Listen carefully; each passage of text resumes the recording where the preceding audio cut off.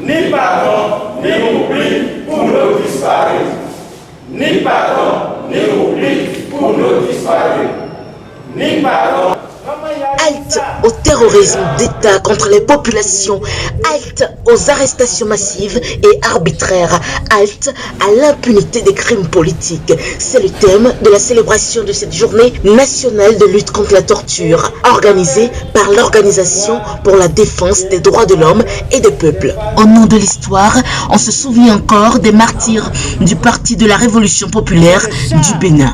Aujourd'hui 7 mai, journée nationale de lutte contre la torture, l'Organisation pour la défense des droits de l'homme et des peuples a procédé à une cérémonie entrant dans le cadre de la commémoration du 26e anniversaire de la prise de décrets visant à immortaliser la mémoire des victimes des tortures. Donc, Luc Togbadja a été sauvagement torturé et pendu la tête en bas et les pieds attachés. C'est ainsi donc qu'il a été sauvagement torturé et il en est mort.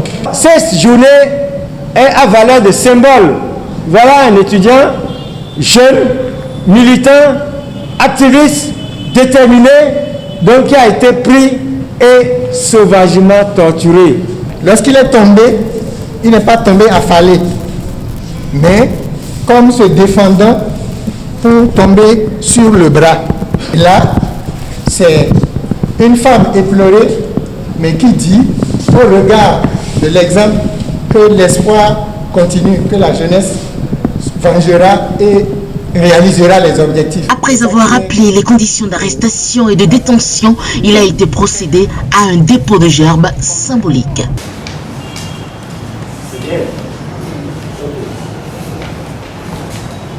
Loin d'assister à une amélioration de la situation, l'Organisation pour la défense des droits de l'homme et des peuples et ses partenaires disent leur crainte face aux agissements du régime de la rupture. À ce titre, ils ont adressé quelques doléances au gouvernement. Nous répétons une fois encore qu'il urge que le président Talon prenne des mesures urgentes ici et maintenant pour, premièrement, la libération des détenus politiques depuis Laurent Métellon et ses co-accusés jusqu'aux dernières élections, aux arrêtés des dernières élections présidentielles. Le retour des exilés politiques, le jugement des tortionnaires anciens et nouveaux, depuis ceux sous le Kérékou PFB jusqu'à présent. Halte aux agressions contre les populations et aux arrestations massives et arbitraires. Halte au recyclage des tortionnaires et des pilleurs de l'économie.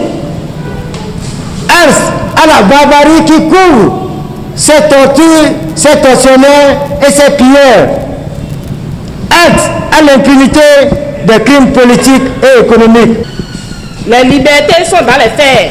Ça ressemble à la période de 89 où Kérékou, même décrié et vomi partout le peuple béninois, a organisé les élections présidentielles pour lui-même et a donné comme résultat près de 98%. Ceux qui pensent aujourd'hui que le peuple béninois ne fait pas ce qu'il doit faire, il attend le moment propice pour agir.